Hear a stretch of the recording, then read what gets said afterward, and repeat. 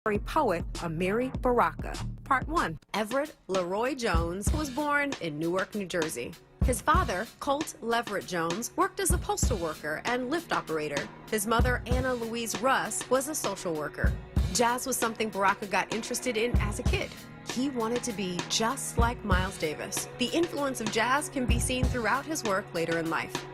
For college, he won a scholarship to Rutgers University in New Brunswick in 1951, but transferred in 1952 to Howard University. Before Amiri Baraka was Amiri Baraka, he was Leroy Jones. And at the time, Leroy moved to Manhattan, where in addition to attending Columbia University and the New School, he became a prominent artist in the Greenwich Village scene. In 1961, Leroy published his first major collection of poetry, preface to a 20-volume suicide note. His 1964 Obie Award-winning play, The Dutchman, which addressed racial tensions and American blacks' repressed hostility towards whites, gained him fame and acclaim. So that's it for this episode of Black Artist Story 365. My name is Envy McKee. To hear more, tune into The Envy McKee Show, Friday nights, 7 to 10 p.m., right here on WURD. Black Artist Story 365 is brought to you by Keystone First. This is WURD Radio, 96.1 FM and 900 AM WURD Philadelphia. Black Talk Media. WURD TV. We're streaming live video of this conversation right now. Tune in on YouTube at onWURD Or on Facebook at ForWord. WURD TV. Black Talk Media. You're listening to Evening Words, Hosted by Nick Taliaferro. exclusively on WURD Radio, 96.1 FM and 900 AM WURD.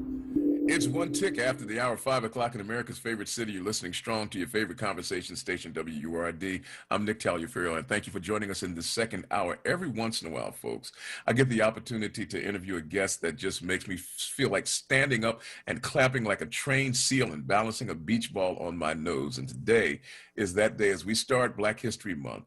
I was awakened to the fact that I had maligned a character, a personality that I did not know over the weekend when I watched a documentary, did a little research and found out that we have mischaracterized a character, a person, and we use now as a bitter appellation the title Uncle Tom to demean and to castigate individuals.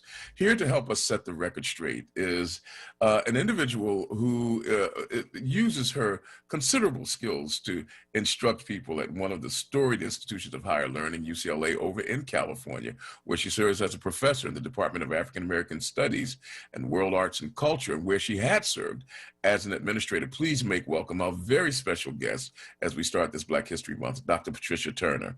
Dr. Turner, thank you so much for joining us, and what a privilege it is to have you. Thank you. I'm glad to be here. Yeah, you know, your background and your studies also include, as the author of the book Ceramic Uncles and Celluloid Mammies, you also have studied the icons and some of the other depictions of Black life that have historically made us view certain images and personalities certain ways. Before we even get to talking about Uncle Tom, what led you into these studies? You know, I grew up with those anti-Black stereotypes around me and my family. My mother was supported us very to the best of her ability by cleaning white people's houses. My father was a farmer. I had a real awareness as a child of Aunt Jemima and Uncle Remus and Uncle Tom. And when I was fortunate enough to get, access to higher education and graduate study, I wanted to study the things that had been relevant to my upbringing and to my parents and to our experience. And so I started with the things that were most familiar to me. Well, that brings us to our personality who's central to the conversation for today, and that is the character of Uncle Tom. Now, many people don't know that Uncle Tom was derived from one of this nation's most famous books, Uncle Tom's Cabin by Harriet Beecher Stowe. Tell us a little bit more about that book and how Uncle Tom, or the character that he plays in that book. So in in the 1840s, Harriet Beecher Stowe, she was an ardent abolitionist, as were other members of her family, the Stowe family. They hated the institution of slavery. They were Northerners themselves, but they sorely lamented. They were very Christian oriented, and they couldn't think of anything less Christian than the institution of slavery. She was a talented writer. Her sister-in-law said, you know, you have the power of the pen. If I could use the pen like you could, I would write a book that would put an end to this awful institution. And that challenged Harriet to think about what the white American public could read. And in particular, she was thinking about those people on the fence. So she knew she wasn't going to change a hardcore slavery owner, put them out of the audience. She knew she wasn't going to change the people, she wasn't going to preach to the choir and deal with the other abolitionists. She needed to get that middle, you know, and we know that tenacious middle right now, right? True. Who were probably opposed to slavery and probably could find the hypocrisy in going to church on Sunday and allowing slavery to exist in the South. But they hadn't been motivated enough to make it their issue. So she set aside, like, what kind of characters do I create? What is the plot line that will convince these people that they need to really make this an electoral priority for themselves and for the nation? So she comes up with this story, a story that was so moving, so vivid, and a book that sold so well that Abraham Lincoln, upon meeting her, said, so you're the little lady who wrote the book that started this great war. Right. Thumbnail sketch for those who have not read the book, Uncle Tom's Cabin. What was the story about, and what part in that story does Uncle Tom play? So Harriet Beecher Stowe traces the life of largely a male slave, Uncle Tom, but his family as well, and a series of owners of his, from his early adulthood until about middle age. Now, one of the big inaccuracies about Uncle Tom's Cabin is that the story focuses on an old man. But when we meet Uncle Tom, he has 3 children under the age of 12. Okay. So if you picture the image you've got of Uncle Tom, you don't picture somebody with 3 kids under the age of 12. No, and no.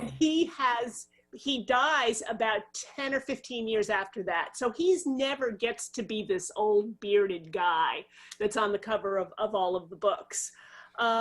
She creates him, and important to her and her audience too, was to create owners, masters who ran the gamut of what we heard about from the South. So he has the truly his last masters, you know, truly the evil, demonic, cruel master.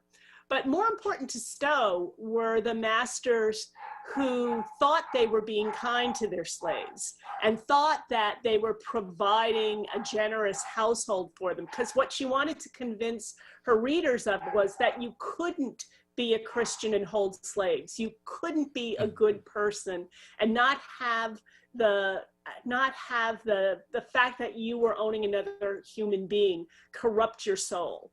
So she needed to show that through the masters. She needed Tom to be perfect. You know, Tom could have no negative qualities, right? So he's a good family man, you know, with his own wife and his own children. He's a really hard worker. He's brave. One of the scenes, you know, one of the pieces of evidence that I would use to say that Uncle Tom wasn't an Uncle Tom is there's a really significant scene where he's on a steamboat and a little white girl, little Eva, it's not even his master's daughter. So at that point, he doesn't even know this little white girl. She falls off of this moving steamboat going down the river. And Uncle Tom jumps off of the steamboat into the raging river and rescues this little girl, who he has had no prior relationship with, risking his own life. And so when you think about the kinds of people who get that Uncle Tom label attached to them, are you picturing someone who would risk their own life for someone else in that fashion? The ultimate climax of the book takes place when he is in that last situation and he has the most onerous of the overseers of his experience, Simon Legree. A lot of people don't realize that term. That's Simon where it comes from, the yeah. real person. Simon Legree was Uncle Tom's last overseer. And Simon is furious because two slave women have run away and are hiding because they've been sexually abused by the white masters.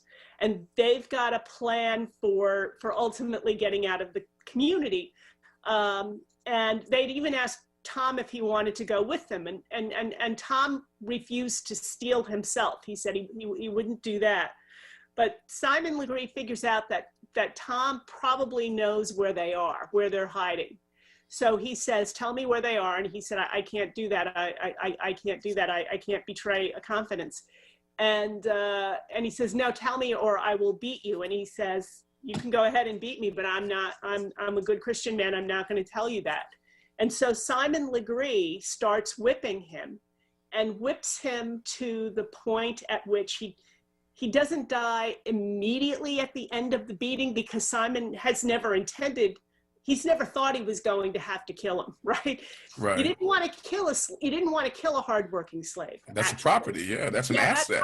That's an asset. So he really thought that Tom at some point would concede and tell him where the women were hiding. And when he realized that's not going to happen, he stops. And Tom eventually, these are real spoiler alerts for your listeners here. But Tom does eventually die from the wounds of that beating. That is eventually what he succumbs to. So again, if you think about some of the people that you have had that Uncle Tom label attached to, you do not picture someone who would let themselves be beaten to death, right, rather than to reveal the whereabouts of victims of sexual abuse. We're speaking with Dr. Patricia Turner of UCLA, where she is a professor in the Department of African American Studies, and we're setting the record straight about Uncle Tom. Now, the nobility of Uncle Tom in the book is used as a device that allows the author, Harriet Beecher Stowe, to make noble the slave and to put in the most garish of colors the slave owners for the purpose of her abolitionist thinking and aims. But the thing that most people don't know is that Uncle Tom in the book is actually based on a real character, a real person who lived beyond what the story says. Can you flesh out a little bit the character or the person, the real individual that Uncle Tom was based on, Josiah Henson? Yeah, so Harriet Beecher Stowe, the book was really popular. And that, of course, that greatly antagonized white pro-slavery forces at the time. So they immediately tried to discredit her and say that, she doesn't know what she's talking about. She's a Northern woman and everything. What does she know? And she said, well, I prepared to write this book by reading slave narratives between 1830 and the 1850s.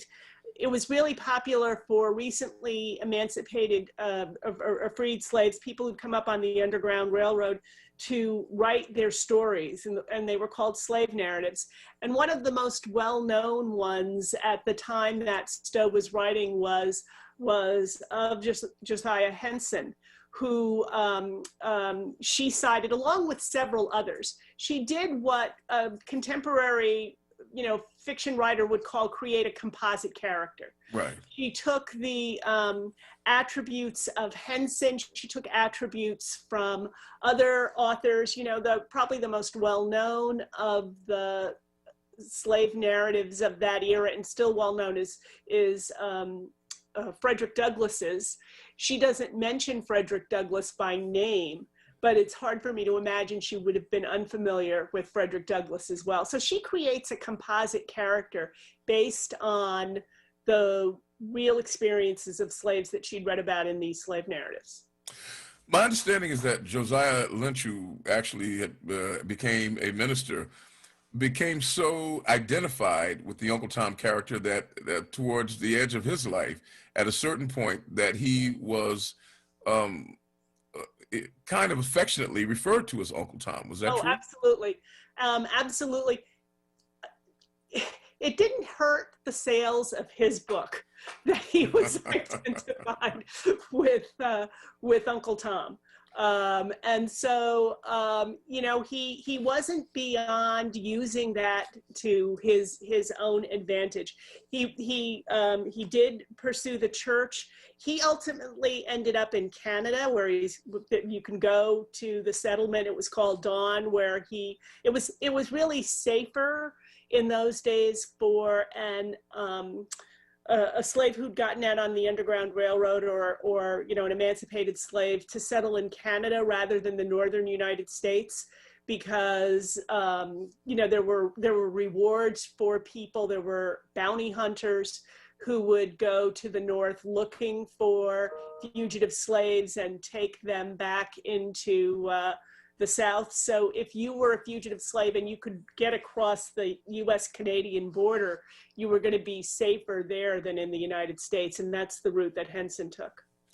So he took this route. Now, many people escaped slavery as a part of a coordinated effort launched by others, like, for example, Harriet Tubman would come back and take some away. But my understanding is that Josiah Lynch actually found his own way to slavery in the company of his wife and his 2 children. Yeah, and there's a whole bunch of different ways that people escaped, and it's very hard in retrospect because it didn't serve any good purpose at the time for people to ever be too honest about how they got out. Right, right. Because that would sort of close the door on the people behind them. Right.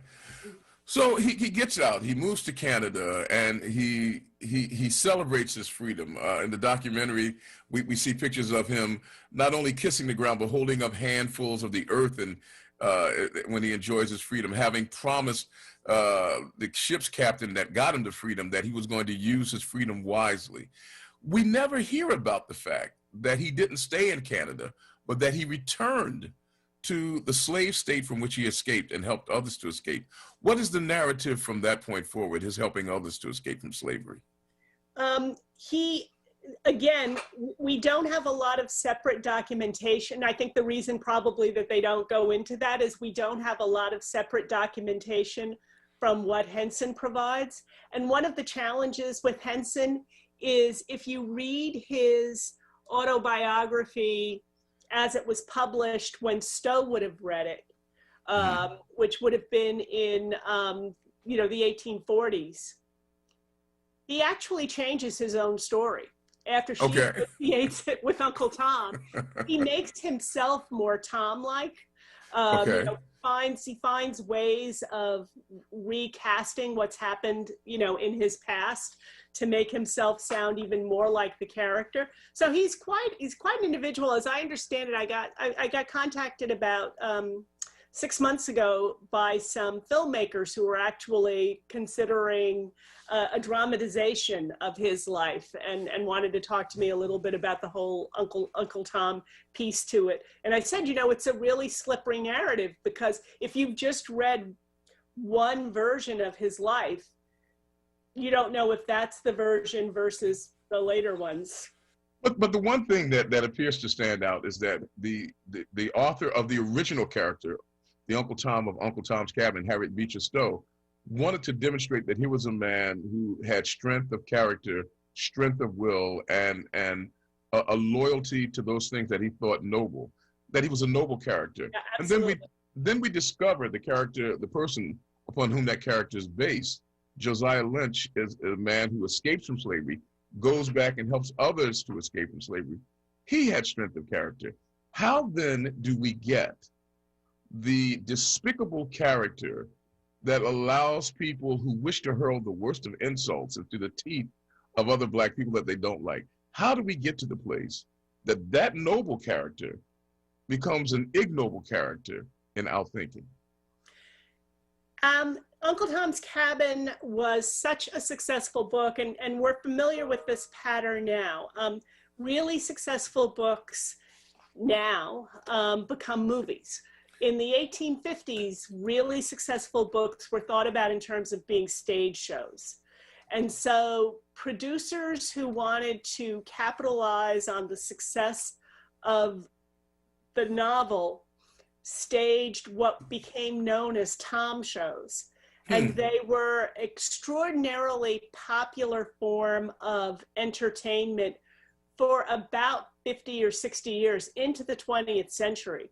You get stage shows, and you get companies of actors and actresses that travel throughout the United States, and they put on Uncle Tom's Cabin one night. You know, they're in Philadelphia one night, in Harrisburg the next night, Scranton the next. You know, that's their livelihood. People start out. There were actors and actresses who started out playing the children. You know, started out playing Little Eva, and did it for so many years that they could play the older characters later on. The copyright laws that we're familiar with now were not in existence then. So the producers could do whatever they wanted with the storyline. They didn't have to adhere to what Stowe wrote. And what Stowe wrote didn't lend itself to humor. It didn't lend itself to music, but that's what the audience wanted. The audience wanted a night of entertainment. The producers were not abolitionists. The producers of these shows were entrepreneurs. They were entertainment industry entrepreneurs who wanted to make a buck.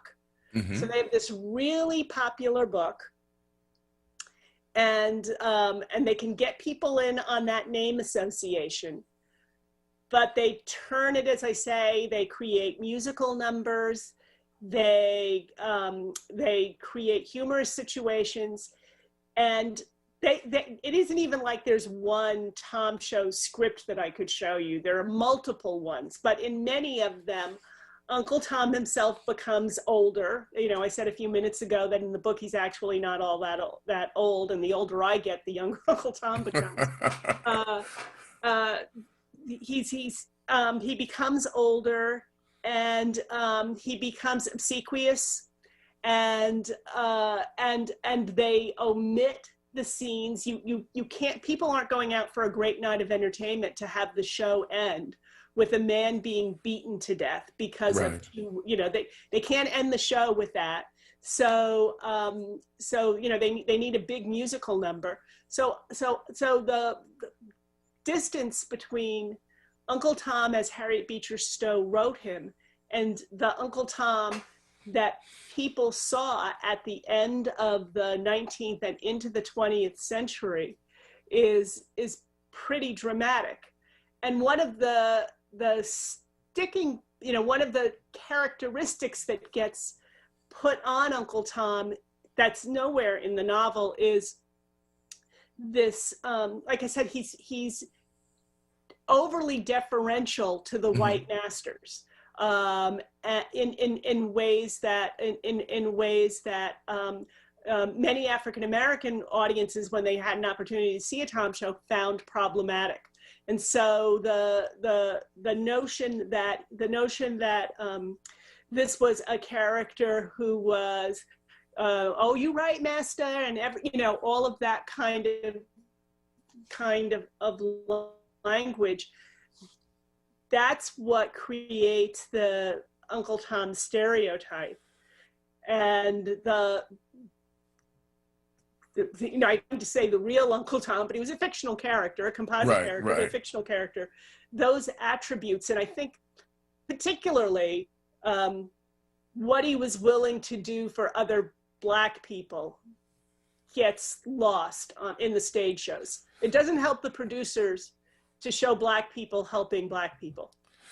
My understanding from an interview that you had earlier was that the author of that horrible book, the creator of that horrible film, Birth of a Nation, which was based on the novel The Klansman, that book, The Klansman, was written to counteract Yeah. Uncle Tom's Cabin. So clearly the racists and the slave owners saw Uncle Tom's Cabin and Uncle Tom as a figure that might lead people towards abolitionist thinking. Right. Absolutely. Absolutely. The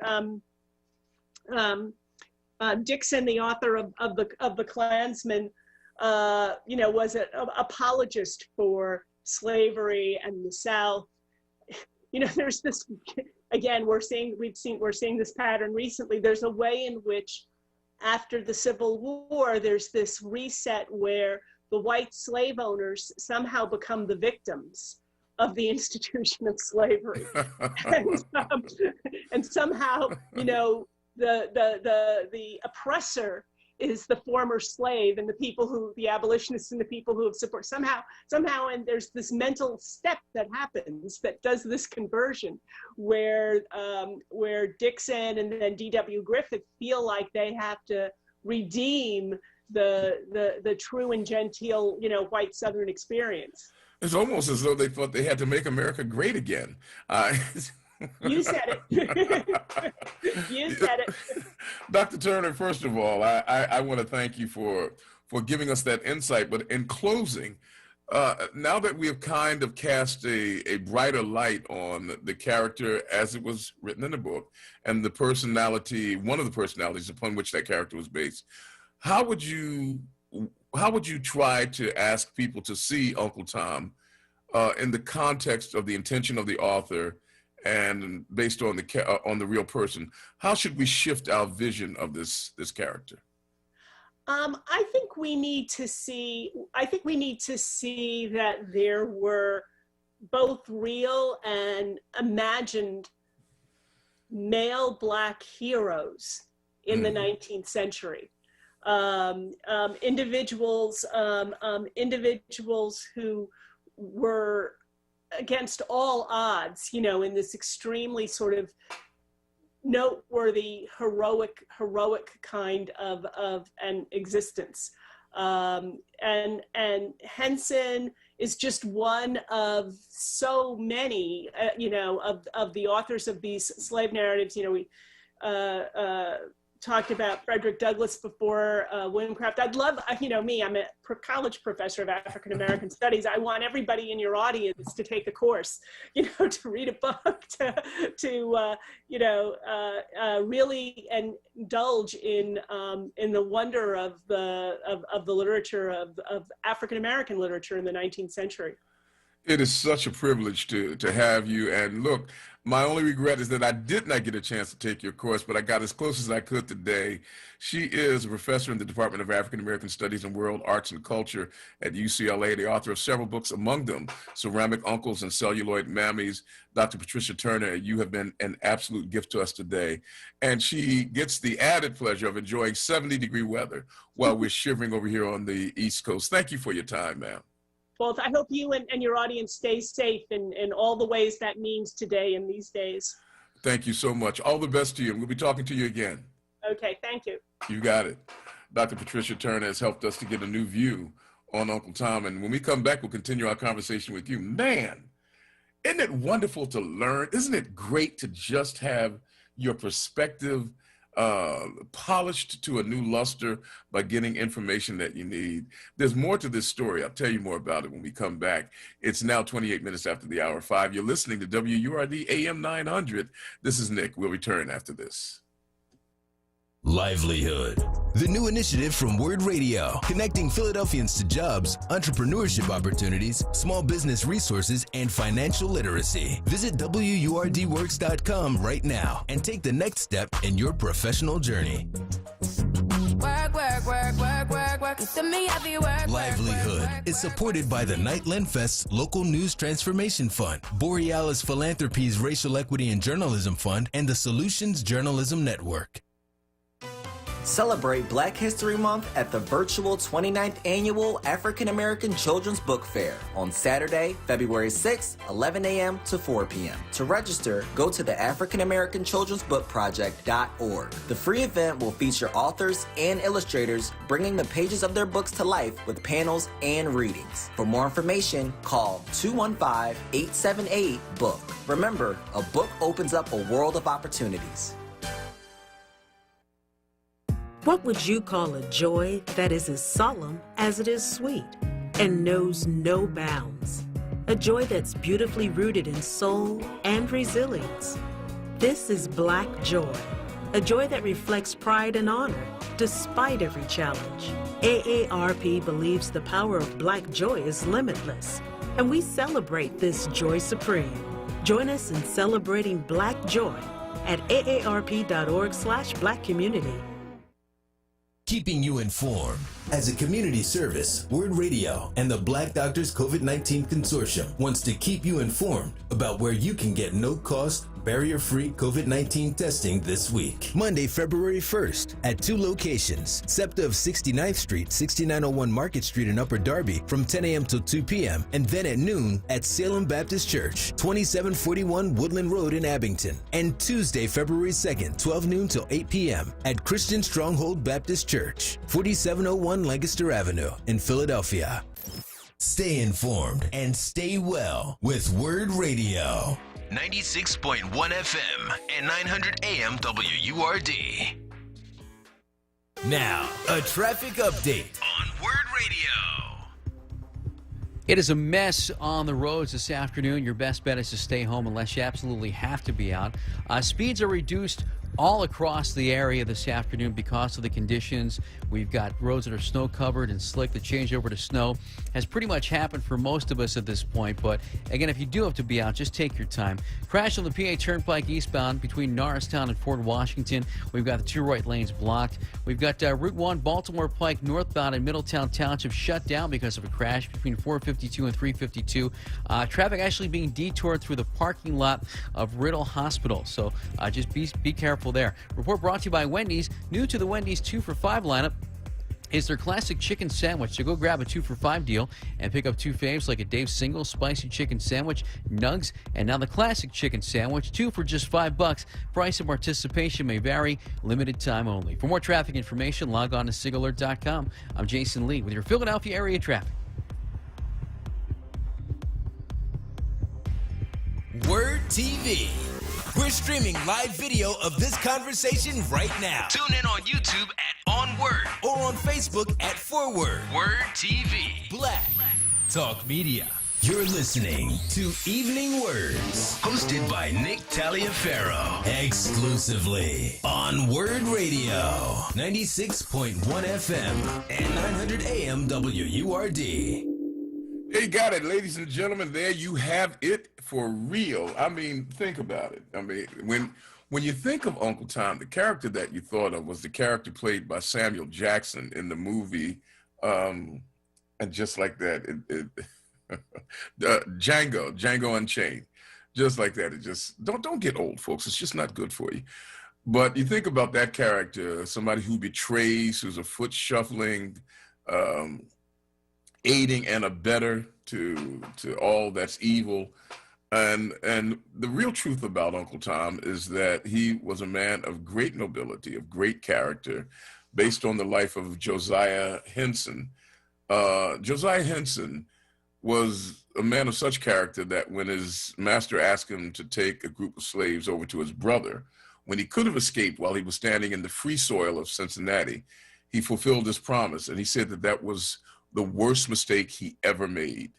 And he tried to correct that mistake by first claiming his own freedom by escaping with his wife and his 2 kids, and then going back and helping 100+ other people escape back to slavery also. Joanne, thank you so much for sending in that note. She said she saw that documentary too. I mean, I saw that documentary and almost wanted to cry. And then at the end, I wanted to stand up and cheer because of what had happened. Just a great story about the man upon whom the life of Uncle Tom was based, upon whom the character was based, Josiah Henson. If you can see that documentary, make sure that you do. Phone lines are open now, 215-634-8065, 215-634-8065. Coming up in the 6 o'clock hour, we'll be speaking with Reverend Mike Robinson, the pastor of the Greater Enon Baptist Church. He was a part of the leadership team that got a group of ministers to come together and to discuss and then act upon the decision to get vaccinations as a way of leading our community to finding some protection against this disease that's killing people by the thousands. We get back to the phone lines now. Let's go to Reverend Joe in Mount Airy. Reverend Joe, thank you for your call. And how you making out on this snowy day? Reverend Terry Farrell and Eric, you can see what the power of propaganda can do. How about that? That's what it's all about. And by the way, that play, Uncle Time, the black people that were in that play had to wear blackface. I don't know if you. Yeah, they wear the grease.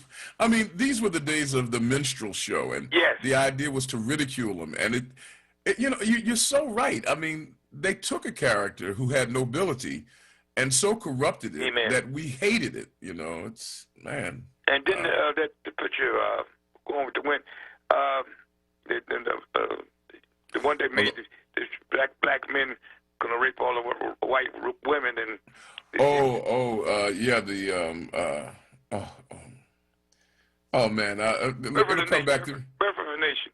The Birth of a Nation. Thank you so much. And that promoted the fear, and that's still happening now. That they feel all you have to do is say it's a white woman being harassed, the cops will come immediately. So that fear is still there for black women. But I thank God for what you're doing today. It's so important. Well, I'm so grateful. There were 3 people that I contacted, actually 4, but 3 people that I contacted about to talk about this, and the other one, her name is Cheryl Spicer, and she works at the place where Josiah Henson actually stayed, and we're going to get her on later this week to talk about it a little bit more. But this story, it has to get out there because, number one, it's time for us to stop hating our own, and to call people an Uncle Tom, which is basically to call somebody out of their name by calling them the name of another black person. It's double black hatred, Well, it goes to show you the misinformation. We had one member that was raised in Florida years ago, and his high school, they said that Joe Louis was white. All those years, till he got grown, that he was believing that Joe Louis was white. Well, if he was, then somebody must have showed me the negative. You got it. See, the truth will set you free. So please continue to do what you do. I know it takes a lot of work. I want you to stand by because we're going to be doing some music this month, and you know that. And so yes, okay. I'll be calling upon you, man, to help us. You will be when it comes to being our archivist. You will be that person who will help us to curate some good old gospel music from the days gone by. I'll do it kicking and screaming. You got it, man. Kick high. All right, Reverend Joe. Real pleasure, man. Stay warm and stay safe. I tell you, we're going to be looking into the lives of some of the black personalities who make up the history of Black America, so that we can see who's really there, who's beneath the layers. And sometimes we'll knock some of the tarnish and rust off and polish up a personality like we're doing today, so that we can stop saying things that don't really coincide with history. We go now to my good brother, Sultan Ahmed. Sultan, it's good to have you, my friend, and welcome to the show. Long live the spirit of Joey T, my brother. Hey, indeed, sir. Absolutely, yes, and indeed. Hey, Nick, you always do a good job, man. I got to give it to you. You're a great host, and you do a great interview. Plus, what a good way to kick off the first day of the shortest month, but the longest day in our history. So it was a good, very, very good interview. And I appreciate the information she brought forward, as well as how you portrayed the information, because that's all important. How we begin to really examine this stuff. I mean, sometimes we major in the minors and we forget the long-distance race that we have been in, and the success that we have achieved. And, you know, sometimes we look at the shortcomings too much and not consider the growth that we have made. So I'm all for it, my brother. But, Nick, I got to get your email address. I got to send you some ideas about this $600 million social impact bond, something that could change the quality of life for people. And I want to get it in front of you, and maybe you give me an opportunity to go through it with you on the air and really engage the public to consider this idea. Man, look, first of all, it is a pivotal idea that can help to not only cure some of the ills in our community, but to build it up so that we don't have to revisit some of the things in the past. I can give it to you right now if you got a pen. Okay, I'm ready. I'm ready right now. For anybody else who needs to get in touch with me, it's at N, like for the word nice. I like that. Taliaferro. T as in Tom, A-L-A-L-I-A, F as in Frank, E-R-R-O. That's N Taliaferro at wordradio.com. N Taliaferro at wordradio.com. Say that again? I got lost at the F. Okay, let me do that again for you. It's N T-A-L-I-A, F as in Frank, E-R-R-O. Got it. Yep, at wordradio.com. At word.com, correct? At wordradio.com. At wordradio.com. All right, my brother. Well, listen, man. Keep up the good work. I'm gonna be getting with you, and you know, it says inshallah, it's the will of God as these things move forward and this air clears up. You got to get out and see the building we got in 19th and Oxford, our foundation, and the things that we have done before the pandemic, but the things we intend to do after the pandemic. And I really want to get you involved because as I go back in the early days, our foundation now is 27 years, Nick. And you were there with us from the very beginning, brother. We'll never forget that. I will never forget the interview that I had with you where with great courage and dignity, you shared the painful loss that no man should ever be called upon to bear, and that is the loss of your son. But you have turned that loss into the gain of thousands of others, man. And as from one brother to another, I salute you for being able to walk through your pain and to turn your pain into treasure for other people. That's what a man does. One quick piece I like to say. Harriet Ahmed, my wife, this journey couldn't have been done without her. And in fact, when we lost him, she actually lifted me up better than I lifted her up. I remember you telling me. That's strength for the mother. And then, Nick, this Sunday, Lord willing, the 7th, we'll be celebrating our 44th wedding anniversary. Have mercy. Well, look, what that says is that we applaud you for having good taste in women, and we applaud your wife because. I know that's right. It's a pleasure, man. I look forward to hearing from you, Brother Sultan. All right, Nick, take care. You got it, my friend. You got a great producer with Eric there. Oh, absolutely, man. Absolutely. I'm a man that is highly favored. Thank you, my friend. Hey, folks, it is now 18 minutes away from the hour of 6 o'clock. At 6 o'clock, we'll be bringing Pastor Mike Robinson and Pastor Jay Broadnax before you to share with you. I mean, I love what I'm seeing in the colloquy of ministers in our city today. Coming together, talking about things, looking each other in the eye, saying, what do you think we should do? And then saying, we're going to stand shoulder to shoulder, hand to hand, boot to boot, heart to heart, and we're going to march together to help our people see this through, along with Reverend Alan Waller and other ministers. Kevin Johnson was there. Greg Hostin was there. I mean, just a great company of ministers, male and female, saying, we have to get our community safe. And they'll tell you more about what they did to make that happen. But right now, we'll take a quick break, and then we'll come back and continue our conversation with you. Hey, look, folks, I'll tell you what, I'll hold that till I get back. Why don't we take the break first? I'll take a deep breath, and then I'll come back and give it to you full force. Stay with us. Now, a traffic update on WURD Radio. A crash on the PA Turnpike on the eastbound side between Norristown and Fort Washington. 2 right lanes are blocked there. On 95 southbound, disabled vehicle between Broad Street and Island Avenue. We've got a serious accident in Newtown Township. 252 is closed between Sawmill Road and North Newtown Street.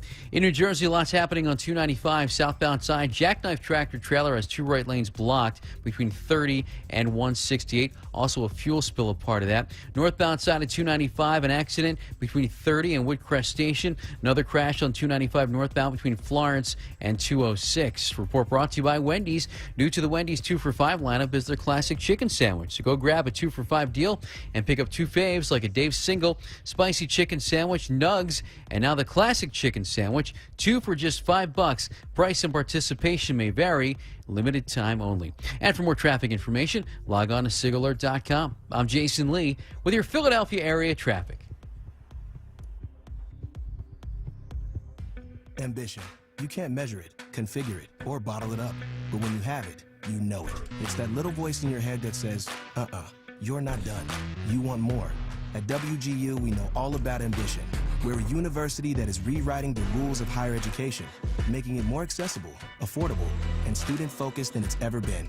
Because we know you won't rest until you reach your goals. Neither will we. WGU. Ambition never rests. Apply now at wgu.edu. Toyota proudly presents, in their own words, people who knew the U.S. Congress well knew that the Congress had a heart, a soul, and a conscience. Elijah Eugene Cummings was that conscience. Born in Maryland, the son of sharecroppers, Elijah began fighting for freedom in the early 60s when he and some friends worked to integrate a segregated swimming pool. He was 11 years old. A Phi Beta Kappa and proud HBCU graduate of Howard University, Congressman Cummings was elected to the U.S. House of Representatives in 1996. He was one of the most respected and effective advocates on Capitol Hill, who spoke these hauntingly prophetic and unforgettable words mere months before his death. When we're dancing with the angels, the question will be asked, in 2019, what did we do to make sure we kept our democracy intact? Did we stand on the sidelines and say nothing 1 year ago today? Toyota is pleased to feature African-American icons expressing themselves in their own words. Toyota, let's go places. WURD TV. We're streaming live video of this conversation right now. Tune in on YouTube at onWURD Or on Facebook at Forward. WURD TV. Black Talk Media. You're listening to Evening Words, Hosted by Nick Taliaferro. exclusively on WURD Radio, 96.1 FM and 900 AM WURD. All right, everybody. Got a couple of comments coming on our Facebook page. I want you to know that you don't have to wait online. If you don't want, you just put your comments there, and Eric shares them with me, and I shares them with the people. This is from Jacqueline, and she had an idea for a future conversation to get some group to try to get behind the scenes, work together to organize leaders to agree on one Black person qualified to secure enough votes to eliminate the current Philadelphia mayor. Well, first of all, the mayor is going to be eliminated pretty soon himself because, he's time limited. He can only go so far. But here's the other thing, and that is the idea of, quote, the Black leader. I want you to notice something. You never hear our white counterparts saying, who's our white leader? Where's the white leader? Anybody seen, excuse me, Mr. White Leader, white leader? Yeah, and the reason why you don't see that is because there are enough people in and of their own right who recognize that they can lend leadership to anything that needs to be done. There's a sense of healthy empowerment that exists in communities where people have not been systematically denied their powers. So they don't need a leader. What they need is maybe somebody to coordinate. They may need somebody to take the point in this area, but they don't need a leader. Most people look at Black America and they think that Martin Luther King was our leader. The truth of the matter is that Martin Luther King was a pivotal figure, but people like A. Philip Randolph was a leader. there was, they had the Gang of Five, or, the Big Five, as they called them, individuals who were leaders. Martin Luther King, when they launched the Montgomery bus boycott, was not the leader of the bus boycott, but they called upon him to be the face, number one, because he had an education that would allow him to be respected, at least by academicians, and of course, he was extraordinarily eloquent, but and he had the ability to pull together expressions that would rivet to the heart and the mind. But the biggest reason why he became the pivotal person is because he was kind of new to the area where he was, down in Birmingham. And the others had people who said, well, no, he think he big, and the others, no, he think he all of that. And so they had this new young minister who said, well, let's use him. He doesn't have any baggage, and that's why they put him in there. But there were others who were really pivotal to the movement. It's just that at that point, he became the icon, he became the image. But I mean, Bayard Rustin is the one who organized the March on Washington. Bayard Rustin, who was a gay man out of Chester, Pennsylvania, that could not lead because at that time in our society, if you were not heteronormal, then you had no place, and so they pushed him to the side. And in fact, Adam Clayton Powell was a part of a group of people who tried to make Martin Luther King back down off of some of his issues, and said, if you don't, we'll tell people that you're having an affair with Bayard Rustin. I mean, dirty stuff like that. But see, that's what happens when you have one person who's the leader. They play games because if I knock this one out, then he's gone, it's over. I don't know if we need one person to be a leader. What we need is for everybody to bring their gifts to the table. What's happening now with ministers in this city that I'm seeing is there's no one leader. I mean, there are people that are in leadership. I mean, you see a Mark Kelly Tyler, you see a Dwayne Royster, you see an Alan Waller, you see a Kevin Johnson. You look around at these gentlemen, like Donna Jones from the Metropolitan Christian Council of Philadelphia, just that fast. Kimberly Johnson, there are a bunch of people who are, Leslie Callahan, there are a bunch of folks who are in leadership, but there's no one leader. And you know what? That's working out better because there's a level of respect and regard and a level of strength that comes with numbers that say any one of us can take the wheel of this vehicle and drive it to the next stop. So, I think we do need to come together, pull together, develop leadership, but not one iconic leader. And not simply to get rid of the mayor. I mean, right now, we don't need to get rid of this mayor as much as we need to figure out who's going to be the next mayor. That's what happened. Why, the reason why Jim Kenney is mayor is because there was no coordinated effort to make sure you had one. The reason why Michael Nutter was mayor was because there was no coordinated effort to say this is what we need in leadership at the time. We need to figure out what we need for the next mayor. Cindy said, I never thought of Uncle Tom as the Sam Jackson character. I thought of him as a great man with a good and trusting character. Well, that's why we love you, because you saw the real truth in Uncle Tom. The rest of us, we drank the Kool-Aid and we decided that Uncle Tom must have been no good. Now, here's the real thing. The next time you decide to call somebody an Uncle Tom, ready, everybody? All of you out there, all of my brothers out there, and all my sisters out there, all of you ready? The next time you decide to call somebody an Uncle Tom, I want you to realize that you are doing the work of white racists who decided to make Uncle Tom an infamous figure because the Uncle Tom in the book, Uncle Tom's Cabin, was of such nobility that people read the book and decided that slavery had to end looking at his character.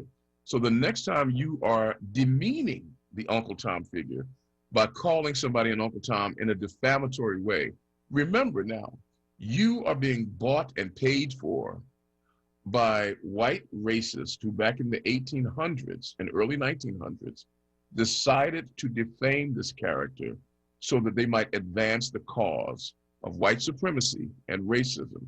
And when you call somebody an Uncle Tom again, you are carrying their water. You remember that now. Next time it happens, just remember, you are a flunky of the racist. The next time you call somebody an Uncle Tom, just remember, you are a sap and a dupe of the racist. The next time you call somebody an Uncle Tom, I want you just to realize that you are a sucker. All right, let's go to Rick in Germany real quick before we go to our final hour. Rick, thank you for calling. Welcome to the show. Hello, Rick, are you there? Rick going once. Hello? Rick, we can barely hear you, sir. You can barely hear me? All right, yeah, we'll listen real loud. We only got a couple of minutes, so we'll give them all to you. Okay. I just wanted to say that you don't have to tell them they're doing the work of the racist. You can also tell them they just haven't read the darn book. Well, but they might say, well, yeah, but I can take that one. But if you tell them that they are being a willing sap, that they're being hoodwinked, bamboozled by the racists, and they are carrying the racist water, then they will see that they are making a northbound end of a southbound horse of themselves. I also wanted to comment on your comments on leadership, and I wanted to ask you what you thought of the new book on Malcolm X by Les Payne. I have not seen that new book yet. I can't wait to get my hands on it, and I hope young people will read everything they can about Brother Malcolm and recognize that he was not a god, that he was a human being, just Very like much us. so. Just like the rest of us. Absolutely. I'm with you Thank you, 100%, Rick. Thank you, Rick. Thank you for listening. Keep things safe over in Germany for us. I want to remind everybody that now as we are going into Black History Month, this is a great time for you to become a part of the family. What family, you ask? Well, ladies and gentlemen, what other family is there except the Forward membership family? If you haven't joined, this month is the special time to do it. Join the Forward family today for access to all of the special events that make being a part of the family the special thing that it is. We give you exclusive digital content, and you'll get all of the good WURD swag, the buttons and the shirts and the jackets and the hoods and the hats, whatever we're giving away at the time, VIP invitations to certain events. And Lord knows when it's time for us to go back and start having events again, we're going to have them big time. And our printed newsletter, WordPress, that gives you all of the information and the scoop on certain points of news that are happening that other people will wait to have to hear at a later time. We value your support here at WURD, and we want to dedicate ourselves to providing the best news coverage for every listener, every day, every step of the way. So please give us a visit at www.wordradio.com/forward. That's www.wordradio.com/forward, and you'll get all the details that you need to show you how and why to be a member of the Forward family. It's now 3 minutes away from the hour of 6 o'clock.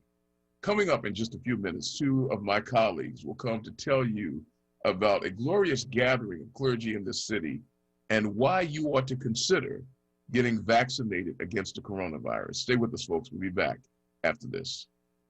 The WURD Radio newsletter. Keeping you informed, engaged, and connected. Sign up by visiting wordradio.com. Scroll to the bottom of the page and type your email address under Connect with Us. You'll receive the latest information on WURD Radio. Messages from our president and CEO, Sarah Lomax Reese. Exclusive articles and multimedia content and resources. Stay informed with the WURD Radio newsletter.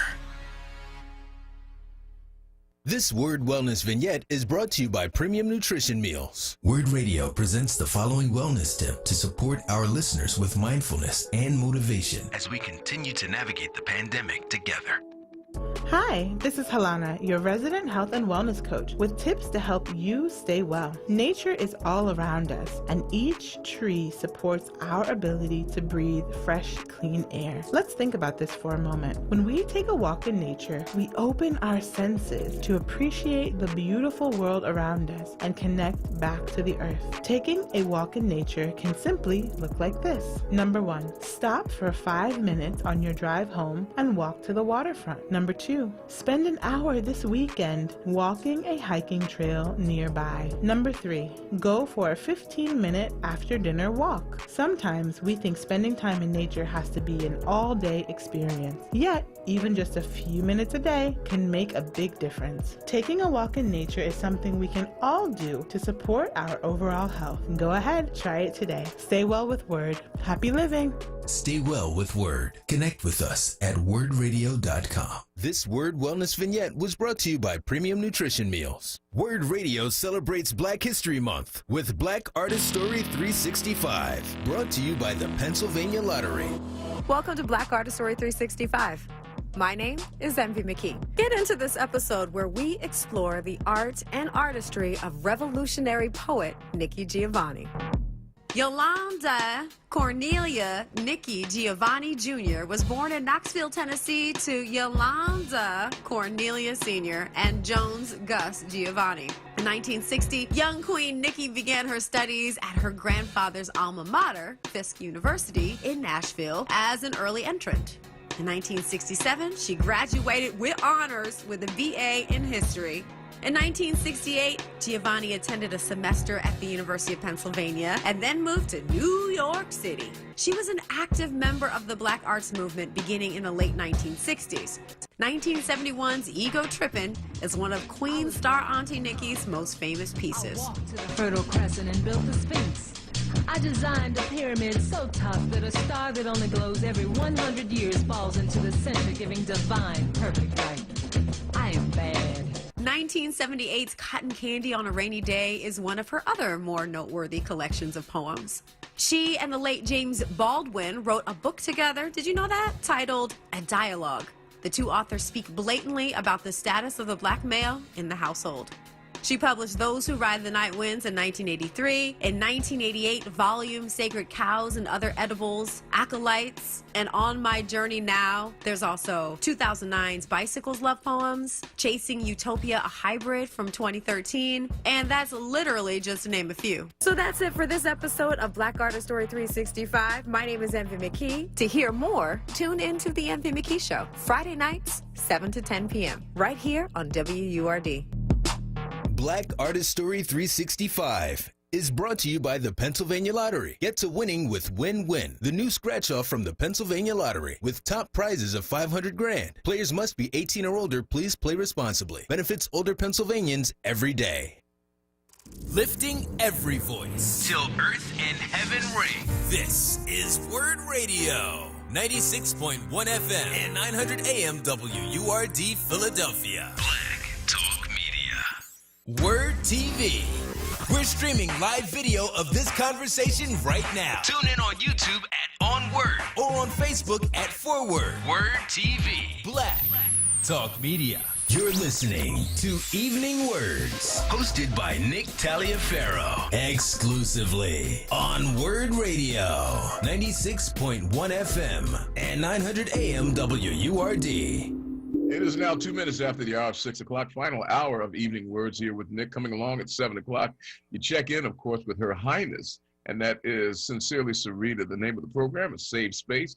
Move a little bit to the side there, and she'll give you a heaping helping of good radio expertise and information just the way you like it. Right here on your favorite conversation station, WURD AM 900, 96.1 FM. Last week, I was telling you about a meeting, a gathering of clergy that would take place on Thursday to discuss the issue of vaccinating against the coronavirus. Been a lot of conversation about it, a lot of controversy about it. And minister said, what can we do? How can we help people to figure out what's in the best interest of the community? Joining me now to help flesh out what happened from that conversation through the weekend are two of the true leaders of the city of Philadelphia's clerical community. One is a former president of Black Clergy of Philadelphia and vicinity, and the pastor currently of the Mount Pisgah AME Church in West Philadelphia, Reverend Jay Broadnax. Brother Pastor, it's good to have you with me, man. Thank you, my brother. Good to be here. And one of the organizers of last week's events wears so many hats in the city. Sometimes we don't know who he is. I'm almost sure he has a clone because no one man can be in two places at the same time. He is the pastor of the Greater Enon Baptist Church, and also he is on staff at Temple University. Please make welcome Reverend Michael Robinson. Mike, it's good to see you, man. How you doing? Bless you, good brother. You know, Mike, I'll start with you because yours was the first note that I got about the colloquy where ministers were going to come together to talk about whether or not we should tell our folks to be vaccinated and whether or not we should be vaccinated. How did that cook up? How did it come to be? So we know that when we look at the infection rate among the African American community, it is disproportionately significantly higher than the mainstream population. When we look at the deaths that occur in this country, we are dying at a rate 5 times greater than our white counterparts of COVID-19. And so when it comes to the infection rate and death rate, we're at a significantly higher number percentage-wise compared to the mainstream population. So the bottom line is we're being impacted more negatively the most. And so when you think about that, it just makes logical sense that there should be resources and focus on vaccinating the African American community, not only so that the African American community can be safe in protection against the disease, but that we can also be safe and protected as a society so that we're not infecting everybody else, causing other people's health to be compromised. So with that in mind, Dr. Waller, God bless that man. He reached out to local clergy, and immediately clergy rallied around his clarion call to come together for us to discuss how we as clergies can be examples to kind of set the tone and the tenor by getting the vaccine. And he made an arrangement with the great people over at Thomas Jefferson University Hospital and set aside a date. They recognize the importance of getting the African American community vaccinated, and they set aside a day for clergy to get vaccinated to show solidarity and to show to the African American community, one, you can get over your fears and trepidation because pastors are typically the leaders of the community that a lot of the Black community default to. And so by us stepping up to the plate, getting the vaccine, hopefully it will ease some tensions and some trepidation among our community so that you can see that their leaders did it, so it must be safe. And that's the whole purpose, to let the folks know in our community that it's safe, that it's a smooth process, that it's organized, and that it's something we should do. Reverend Broadnax, as the pastor of a church, and you've been at Pisgah, how many years now, 20 years? 15 years. 15 years? I mean, you've been there for a while, so you know the pulse of your people. Let me ask the twin question. How were you feeling about the vaccine personally, and how were you perceiving your people were feeling about the vaccine? Well, I've been doing a lot of research, and I've talked to a lot of people, have been on a lot of panel discussions about the vaccine, the process of its development, and so forth. And so I tried to come at it from an informed place, and I tried to open those spaces to the people in my congregation as well, so that they were able to hear from the experts, hear from the doctors, hear from the researchers, and about how it came to be, what the strategies were about the clinical trials, and so forth. So I came at it not from a place of shaming anybody for not, for having trepidation or concerns, because I certainly understand, the suspicion, and, we've talked a lot about the suspicion and the concerns, the rift between the African-American community and the research community because of historical breaches of trust. We've talked about a lot of those kinds of things. But when it came down to it, and when it came down to it, I think that this is the best chance that we have turning this thing around is for us to step up to the plate. And I think what was concerning to me as a result of that conversation on Thursday was that the percentage of eligible African Americans who could sign up to get vaccinated was so much lower than the percentage of eligible white folks or other folks that were signing up. And it said to me that it's more than just the availability, which is an obvious roadblock, but it's also people's trepidations or people's concerns.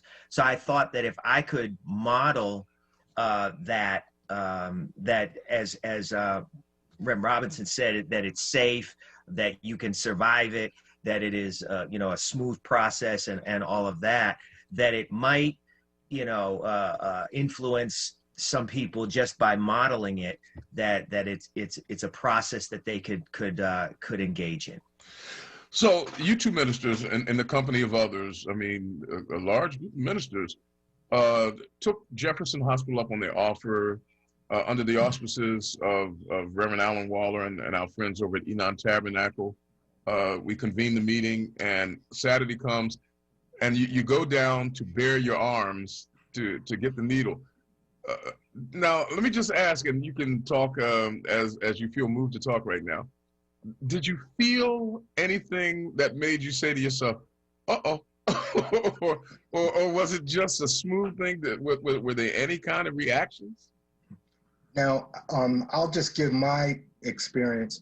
From the time I walked through the door and filling out the brief paperwork that was required, we got the shots were initiated out at the King of Prussia location for Jefferson University Hospital. From the time I walked to the door, from the time of filling out brief paperwork, from the time of the injection in a private clinical facility, private room in a clinical facility, to the time that you had to sit for about 15 minutes to be observed after the inoculation, it took all of about 25, 30 minutes tops.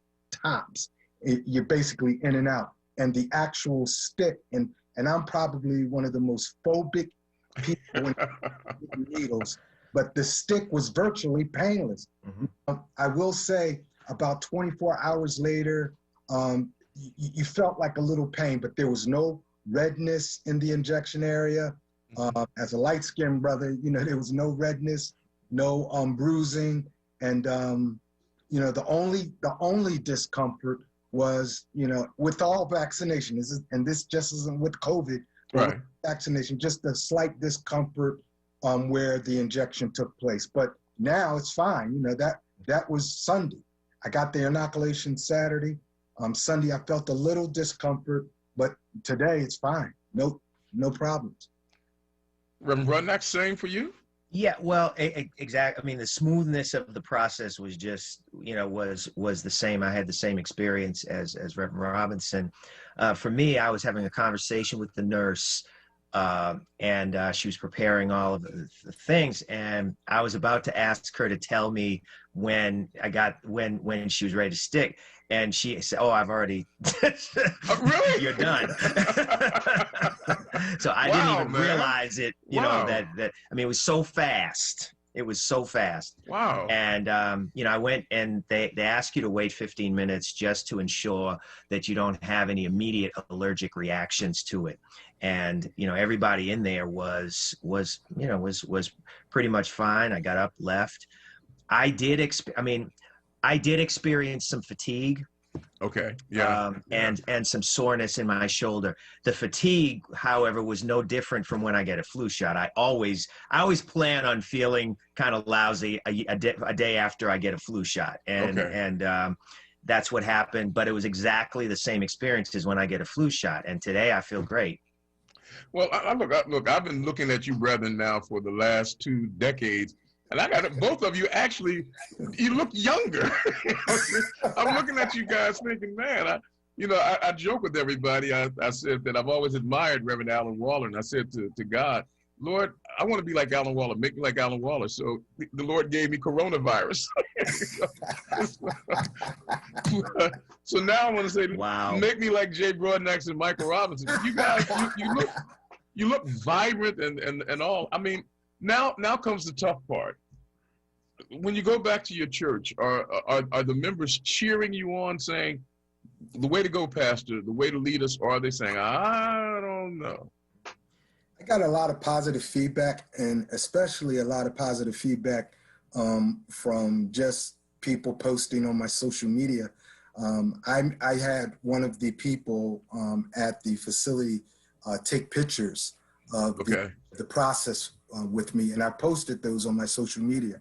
And I wrote, some complimentary words to the staff that did it. They were very professional, very cordial, even gave literature to take with you to kind of bust the myths that are out there that people, sometimes buy into. And so they were very on top of it. And what was so interesting, the quote that I posted in complimenting the staff, one of the Thomas Jefferson University executives saw it, obviously, because during Sunny Hill's broadcast on WIP, the sports radio station, I was listening to them on Sunday morning. The official from Thomas Jefferson University literally read verbatim my quote. And so I was really encouraged by that. And so they're really trying to make inroads into the African-American community. And I thought that with Dr. Waller pulling them into the fold, having, a top-notch medical hospital, medical school like Thomas Jefferson University involved with this initiative, and not only vaccinating African Americans, but vaccinating the general population, but with a major focus on the African American community.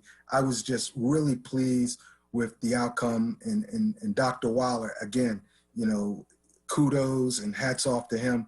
Just a magnificent job of leveraging his resources, the clergy community.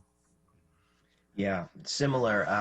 I actually gave my testimony about the experience during my announcement session in my service yesterday, which we broadcast from the sanctuary. We broadcast, and I shared that, and I did get a lot of positive response. And this one text that I received actually thanked me for sharing it and indicated that as a result of the sermon that I preached also, that she had decided not to cancel her vaccination appointment. So I felt that I had done what I had asked the Lord to do, is that, if I can influence one person on this, then I've done my job. Look now, Reverend Broadnax, if you want to just break out in the song and sing, if I can help somebody, if I can, we wouldn't stop you. I mean, the word on everybody knows that, out of Mount Pisgah, a voice has been heard. We're speaking with Reverend Jay Broadnax, the pastor of the Mount Pisgah AME Church, Reverend Michael Robinson, the pastor of the Greater Enon Baptist Church here, both in the city of Philadelphia. And they're talking about a concerted effort on the part of Black clergy in the city of Philadelphia to go where they felt we needed to lead people, and that is to get the vaccination against the coronavirus so that we can safeguard our community. Some of you might have questions that you wish to ask these two gentlemen, and we'll open the phone lines now at 215-634-8065, 215-634-8065. You might want to call to encourage them and to applaud the effort, or you might want to call to ask questions about how their church might be dealing with it. And that brings me to the next point, and that is, gentlemen, at one point, the churches were open to test for the coronavirus through the efforts of Dr. Ayla Stanford and the Black Coalition of Physicians. Would this be something that churches might be called upon to do, to offer to give the vaccination, where churches might be a place where people can come, because churches are trusted sources for people? Actually, tomorrow, that's such a great segue. The Black doctors are actually doing vaccination at Christian Stronghold tomorrow from noon to 8 p.m. And so people can go on their website and sign up. It's actually called the Divine Nine Vaccination Day. And all of the Black Greek organizations are asked to wear their paraphernalia. That's why I'm wearing my I was going to say, he says as he wears his Kappa Alpha Psi hat, making those of us who are not feeling less than, but that's all right. Well, we would love to have a man like Jay might disagree, but I would love to have you on board with the brotherhood. And Jay's a member of Phi Beta Sigma, and our fraternities, just like the Alan Waller, he's a member of Phi Beta Sigma, and just like the other fraternities and sororities that are part of the Black Greek organization called the Divine Nine. They're asked tomorrow to wear their paraphernalia in solidarity. It isn't an official Divine Nine sanctioned event, but it is a day set aside so that we as members of the Black Greek organizations can encourage people to come out and get vaccinated at Christian Stronghold. That's from noon to 8 p.m. tomorrow. Anybody in Class 1B, and that's virtually, that's a lot of folks. I mean, because they've relaxed a lot of the rules, but anybody under Class 1B eligibility can go, and that's virtually everybody. Is that 65 and above? And I think the age on that has been relaxed, but if you go to the Black Doctor's website, all of the details are there. Okay, for those of you out there, if you're a Honda, hypertensive, overweight, the acronym, that's what it stands for diabetic, that's somebody, that's what that acronym stands for. You can go and get this done. I had a couple of my saints saying, look, we want to be vaccinated. The general idea is to return a level of safety to our communities so that we can do what we do best, which is to stand shoulder to shoulder again. Looking at it, Reverend Broadnax, I mean, we've been out of our churches almost a year now. We're coming up on a year. Mm-hmm. None of us saw this coming. Cast your prophetic eye into the future. Do you see us coming back together anytime within the next 3 to 6 months? Likely, probably not. I think we're probably looking further down the line than that. Because I know for myself, I have to be responsible, and I recognize, when you get church folks together, you can't keep them up off each other. Even if you create a context in which they are socially distant, you can't. I'm the worst. Yeah. I'm the worst. I'm the biggest violator when at church. So, perhaps, gradually, people can start, but I think we're in this for a little bit longer, and I think we're going to have to accept that and make the best of it. Gentlemen, we work within and live within spiritual communities where people are always trying to figure out, where is God in this? Where is God in this? And, this disease, and it's a disease, some people might say it's a curse, others say it's a plague, but, it didn't catch God by surprise. How have you addressed the presence of this disease that has decimated our ability to fellowship and worship, and in some cases left some empty tables at empty chairs at the table? How have you addressed this as a part of your ministry to your people? Well, we know that God is sovereign and that He isn't taken by surprise, regarding any of this. He saw this in futures past before we were even shaped in our mother's womb. He saw all of this. And one of the things that we have to be aware, there is a God and there is Satan. And Satan has the power to cause sicknesses and illnesses. We know that when we look at the story of Job, where he plagued Job with boils that were so troublesome that they were festering open wounds, that it made him bedridden.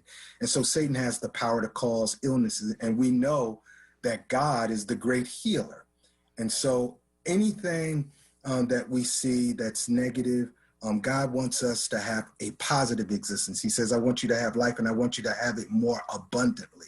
But we know God exists and we know that Satan exists. And because Satan is in this world, Satan causes a lot of catastrophe, a lot of chaos, a lot of sickness, and a lot of death. but God is able to bring us through all of that. God is still able. When the children of Israel were under Babylonian rule for 70 years, God does that. Oh, he's going to bring it home now, folks. God caused that. Hold, let me get my organ out, man. I need to play behind you on this. You know, you a mess tonight, man. No, but God told the children of Israel, it's going to be 70 years, but in that time, I want you to build houses, plant vineyards, get married. In other words, prosper in the midst of this chaos. Just don't stay stuck and stymied, you know, in the chaos. I still want you to prosper. And then at the end of the 70 years, the children of Israel outnumbered the Babylonians and took over. And we know that God can bring all the good and the bad together to work towards our good. And that would be my theological statement for tonight. Amen. No, I'm just, look, I have a sermon to prepare for this week. I'm taking notes. Reverend Broadnax, how have you ministered to your people in the middle of this? I can just piggyback on that right there.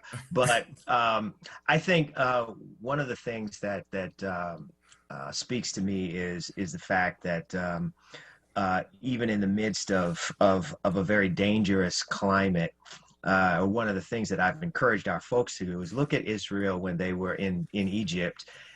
They had to stay sheltered for a period of time, but then God brought them out. God, liberated them and brought them out. So we thank God that God is able to bring deliverance, and God is able to bring healing. And look at some of the things that this challenge has brought out of us. You know, it's not even just that God will bring us out, but what will God bring out of us as a result of this? And God has brought some amazing things out of us in spite of the pain and in spite of the sorrow of not being able to have funerals and not being able to do things that we normally would do. But the intentional way that we're staying in touch with each other, the way in which we're, dealing with the technology, piece that certainly is expanding some of our ministries, and the ways in which the creativity that has come, and the collegiality that has come. I mean, look at things like this, efforts like this has created a bond that I don't think that's not going to go away once we come out of this pandemic. We're still going to have that bond. So I give God praise the way that God is bringing us out and God is bringing out of us. We've been speaking with Reverend Jay Broadnax and Reverend Michael Robinson. Both of them participated in a clergy vaccination initiative that took place this past weekend. Some people are saying, well, why are they getting it when they've got older, sicker people? But it's because you can't lead where you're not willing to go. And so these men and women put themselves on the line to receive this vaccine so that they could demonstrate to the communities that they serve, listen, the water might look cold and it might look chilly, but I want you to know that there ain't no harm in this water. And both of these gentlemen are really standing strong. Now, the question now is what happens next? I know you said that vaccines are available, Reverend Robinson, tomorrow. Can you give people once again the details for the vaccination program tomorrow? Yes, it's going to be from 12 noon, February the 2nd to 8 p.m., and it's sponsored by the Black Doctors. If you go to their website, you can register at www.blackdoctorsconsortium.com. Now, let me spell that so that there's no problem. It's BlackDoctorsConsortium.com. BlackDoctorsConsortium.com. And if you go to that website, you'll have all the details about who's eligible and that kind of thing. But it's going to be at Christian Stronghold Baptist Church, and that's at 4701 Lancaster Avenue in West Philadelphia, right at the corner of Lancaster and Girard, where Lancaster and Girard intersect. It's right there on the corner. And we certainly encourage everyone in the African American community that's eligible please go out and get the vaccine. And I like what Brother Nick mentioned a moment ago. Because of these prevailing illnesses that are germane to our community, hypertension, obesity, and other ills that are typically germane to the African American community, these prevailing issues weaken our immune system, which makes it more the COVID virus more susceptible to affecting us more negatively. All the more reason for us to get the vaccine. Final word is yours, Reverend Broadnax. Pretty soon, as you said, maybe 6 months, maybe the end of the year, at some point, people are going to be coming back to church. Do you think when they finally do come back to church, will church be like it was when we left it, or have we changed forever? I've been wrestling with this question myself for a little while now, and I mean, I think it will be different, and it's going to take some adjusting, but I think eventually it will morph into something that's even greater. And it's like in the book of Acts when they tried to squash the movement, but they spread out and they started reaching even more people. So I just believe that when we come back, this is going to add a dimension to ministry that we've not even experienced before, and we're going to come back stronger. Ladies and gentlemen, you have heard the beginning of two really good sermons right there. Reverend Jay Broadnax of Mount Pisgah AME, Reverend Michael Robinson of Greater Enon Baptist Church. Both of them have been a part of a ministerial cohort that went to get their vaccinations, leading our community toward healing and protecting ourselves as best we know how. Bishop Mary Floyd Palmer lends her voice to this gathering. I want to thank you, Bishop, for doing that. Gentlemen, it has been just a pleasure to be in your company and to stand shoulder to shoulder with you as we try to lead our people forward. Thanks so much for all that you do. Thank you so much. Thank you for the opportunity. Hey, look forward to it again. And every once in a while, we've come together to talk about current events. I want to have the same team right here. You two back on, because this is just too much fun, man. I got two good sermons out of this one. Thanks, gentlemen. Talk to you soon. All right. Thank you. All right, folks, we're going to take a quick break. It's now half past the hour of 6 o'clock here on your favorite conversation station, WURD, AM 996.1 FM. I want to thank these ministers for all that they're doing to try to keep our community safe. We'll come back, talk more about it. Phone line's still open for you at 215-634-8065, 215-634-8065. Back after this. Want the latest in Word swag? Check out the shop tab on WordRadio.com. Hoodies, tees, and more in a variety of colors. The shop tab on WordRadio.com. Show the world that you're all about black. Talk Media. Did you know you can catch the flu and COVID-19 at the same time or even back to back? Don't risk catching the flu during the COVID-19 pandemic. The flu shot is a safe and effective way of reducing your chances of catching the flu or spreading it to others. And the flu shot helps protect you and your community from the worst effects of the flu. Don't say, I should have got my flu shot. Call your doctor or visit your pharmacist and get your flu shot today. WURD TV. We're streaming live video of this conversation right now. Tune in on YouTube at onWURD or on Facebook at ForWord. WURD TV. Black Talk Media.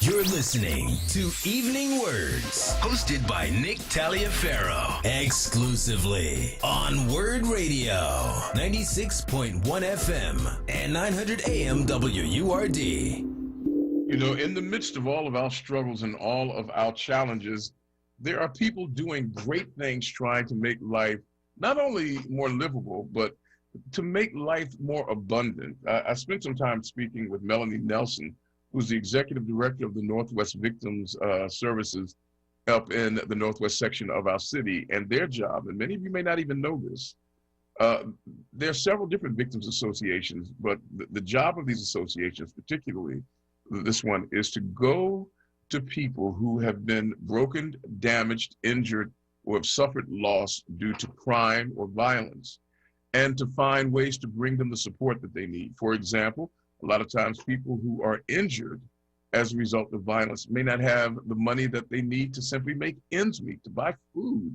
to pay for heat, Well, the victims associations can help with that. And I hate to venture into this, but there are times when a life may be lost, and you don't know this until it happens. When a life is lost, that's only the beginning of sorrows, because now you have to figure out how to honor the life of that loved one through some type of funerary process. In the old days, if you decided to do a cremation, you would have a lighter pathway, but cremations now will run you $3,000 or $4,000 in many instances. And many families don't have that kind of money nearby. Well, these victims associations will help with that. I mean, they are there to assist with that. And when you look around our communities, our cities, when you look around our neighborhoods, every place you look, there is something, someone, some entity that is preparing or is prepared to provide support and service to someone who is suffering. These are things that I'm going to ask us to look at during Black History Month. What are the positive elements that are out there that are bringing relief to our community, rather than looking at all of those things that we perceive to be failures or failing? How can we look at things and say, you know what, this is a good sign. This is a positive element in a situation that could be a lot worse were it not for this fact. So we think about, let's take a look at it. In the city of Philadelphia, this woman has gained worldwide notoriety, and she deserves it. Dr. Ayla Stanford, I remember when I first met her, Reverend Marshall Mitchell, who is a force of nature in his own right. Marshall Mitchell is not your typical pastor. Let's just be clear about that. Those other pastors, those of you out there who are looking, saying, okay, I'm going to be like Marshall, find something else to do, because he's a different guy. He's wired different. He's built a different way. I'm not a typical pastor. I don't have his skills, though. We don't, we're different for reasons, but Marshall Mitchell's a different guy. He called me up and said, listen, I am calling up some ministers because we can't wait for the city to rescue us. The Black community is being adversely impacted by the coronavirus, and we are also the least tested community that there is. He was right about it.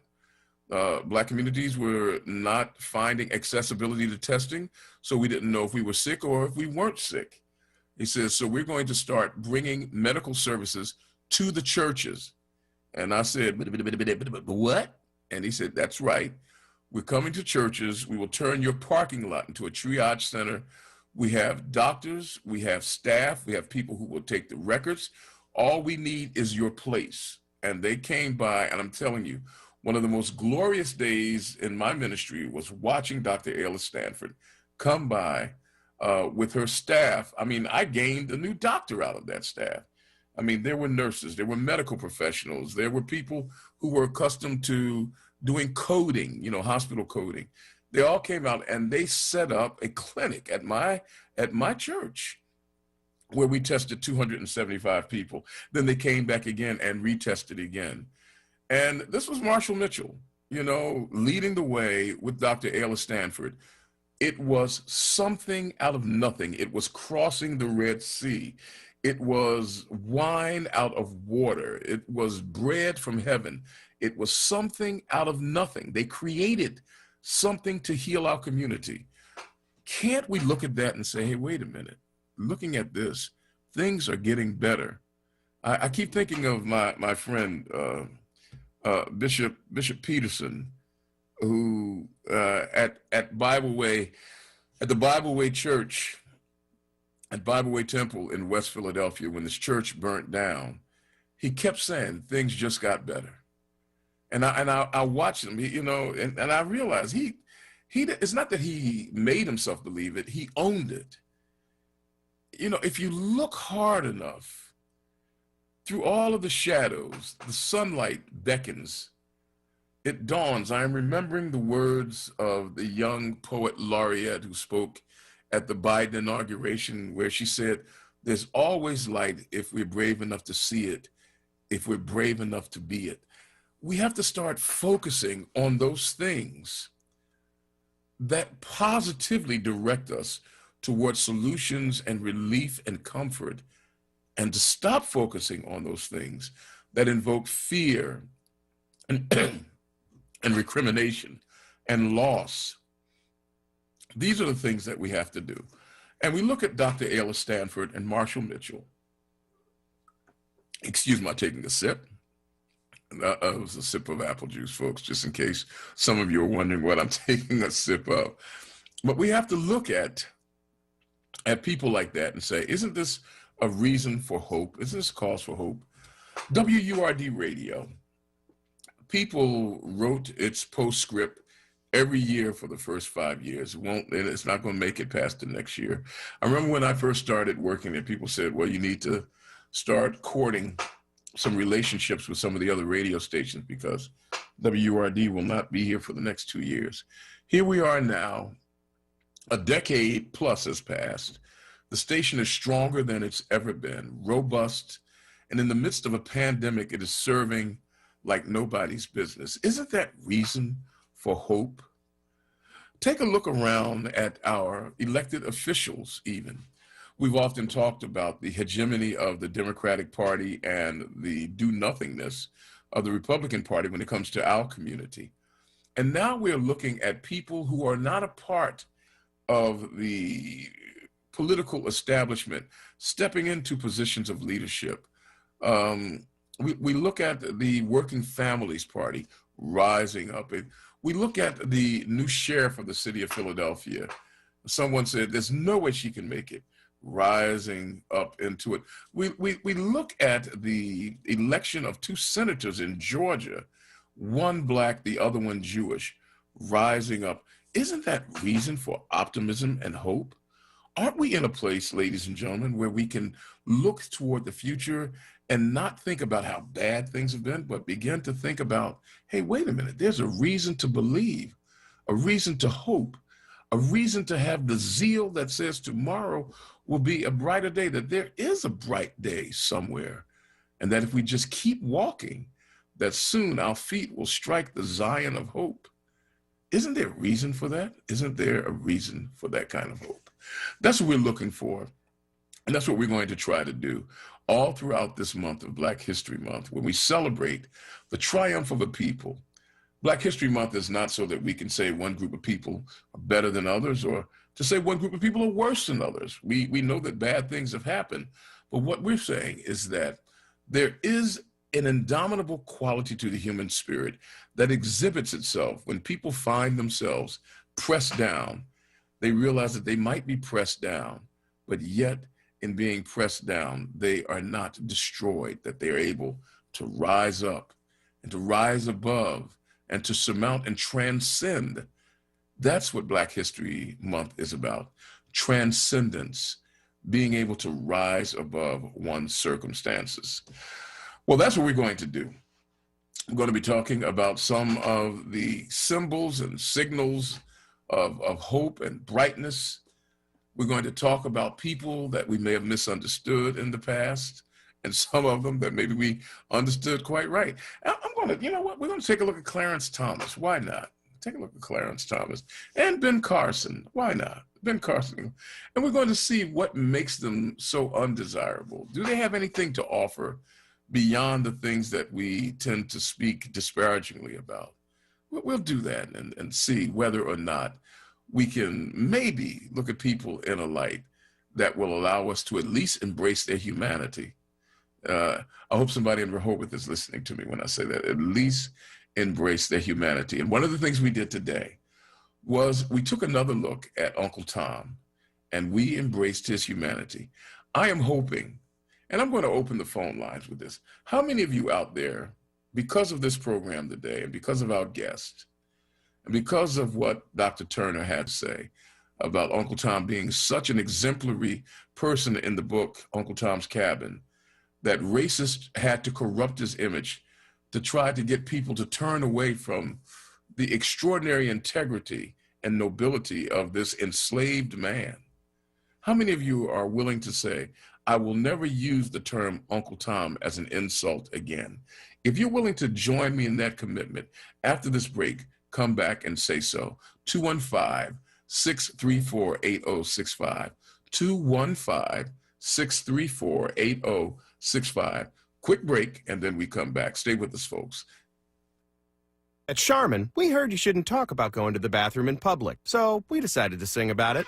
My sweet cheeks feeling squeaky clean when Charmin's rolling behind the scenes. Charmin TP gives me those cheeky clean feels. That ultra strong hype is all for reals. Those TP rolls got me a Charmin clean tooketh. Cheek to cheek feeling oh so shooketh. Charmin Ultra Strong just cleans better. Enjoy the go with Charmin.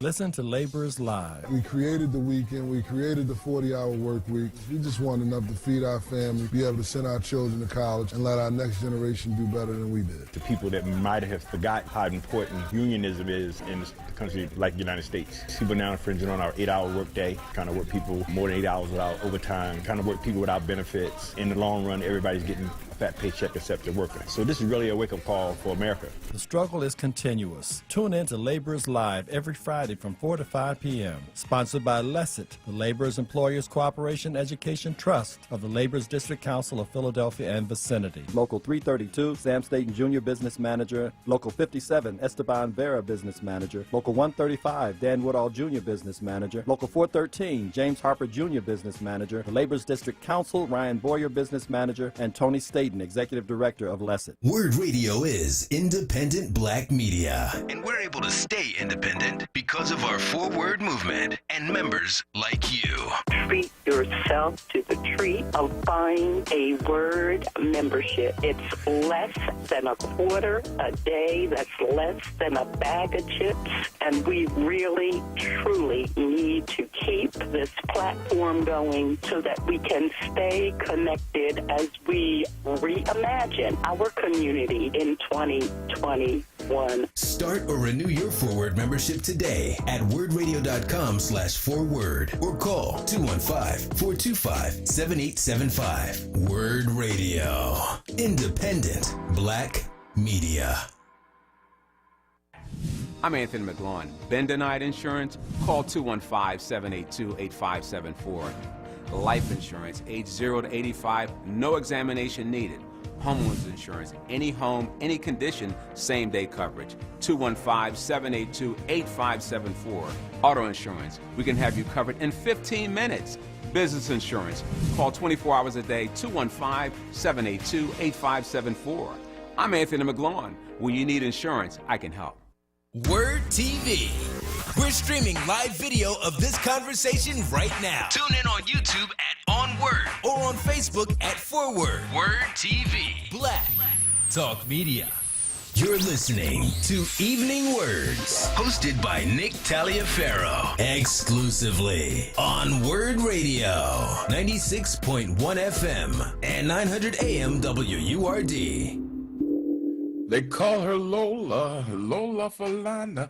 Okay, folks, I'm back with you here on your favorite conversation station, just about 14 minutes away from 7 o'clock. At 7 o'clock, you save space because Sincerely Sarita comes your way. Sarita Martin is your host from 7 o'clock until 9. At 9 o'clock, of course, the Reverend Al Sharpton comes and asks you to keep it real. But we're going to keep it real right now, going on. We have to Jenkintown to check in with Lola. Lola, thank you for your call. Welcome to the program. Hello, Nick. Hello, Lola. Thank you so much for that introduction. I loved it. Well, you had another great show, and I want to say that I called to say that I'm not going to use the word Uncle Tom again. So I guess I'll just call them a Clarence Thomas. And Uncle Clarence, huh? Yeah, you know, Clarence, I tell you, you know what we need to do? We need to start, instead of, because labels are a cheap way to bespeak our displeasure. In other words, instead of saying to a person, you know, I don't appreciate the way that you fail to support leaders that support our causes, we say, you're an Uncle Tom. And so, it's, you know, we need to start giving people chapter and verse as to why it is that we are displeased with their behavior instead of just using the cheap label. I agree, but I think that because we haven't been taught all of those things in history, I did learn about that like a while ago, about that Uncle Tom story was not the way that it had been told to us, because even when, growing up, you would hear that, oh, if they turned their backs on black people or if they sold black people out, they were Uncle Tom. But the story wasn't even written that way. And so therefore we've taken this narrative that anybody who does act in the way that we feel, maybe like a Ben Carson or Clarence Thomas or many others, that they're Uncle Toms. But then we're doing a disservice to the real Uncle Tom because he wasn't an Uncle Tom. That's true. And not only are we doing a disservice to him, we are aiding and abetting the very people that are our enemies, and that are the racist individuals who concocted this corruption of the personality of Uncle Tom so that, they could not use him as an image of a virtuous human being who also happened to be enslaved. Exactly. And I think that what you're talking about tonight needs to be, especially on Black History Month, but I think every day of the year we need to be instilling this in our children and letting, telling this narrative to everybody that who thinks that, because there are a lot of people who, I know people who say, things like that, and I'm not going to say I haven't said it before in the past, and you really think that this person has betraying their race when the narrative about Uncle Tom is not even right. So thank you for, bringing that on tonight and having the person on who talked all about it. We're going to have somebody to join us to talk more about something akin to that. But thank you so much for sharing that conviction, and I join you in it. And Lola, it's always a pleasure talking to you. Yes, indeed. We'll look at some of the other images of people. For example, Rastus. Those of you who don't know Rastus is the image that you see. And I'm going to tell you, look, I will not buy Uncle Ben's rights. Let me just stay with one point at a time. Rastus is the person that you saw on the Uncle Ben's, not the Uncle Ben's, on the cream of wheat box. I will not buy cream of wheat. I will not buy Aunt Jemima. I will not buy Uncle Ben's. Now that I know, I've never even thought about it before, I will not buy Miss Butterworth's. What are you, a Dr. Seuss book right now?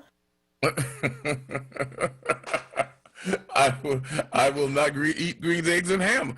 I just will not. I can't do it, man. I will not do it. And so I plan, if all they got is, if those are the only things they got, I won't eat it. I refuse to support images that are demeaning, not only to me, but that demean individuals. Aunt Jemima was a real person. I mean, it was based on a real person. I just will not do it. Let's go to Brother Sampson real quick before this program comes screeching to a halt, and we've got to throw the keys over to Sarita Martin. Brother Sampson, thank you for calling. Welcome to the show. Hey, nice to hear you, Brother Nick. Hey, to be fair, these shorthand ways of saying things, and sometimes, labels, they started with chapter and verse. But, language and thinking, it can comport efficiency, you know what I mean? So if you know just a little bit about Clarence Thomas and his record for voting on the board, I think it's fair to say Uncle Clarence, you know what I mean? Or whoever Uncle Tom, I don't know what the real story of Uncle Tom was, but we know what it means. And, no. Obviously, we don't know. You missed that part of the show where they talked about Uncle Tom. Okay. Uncle Tom was a noble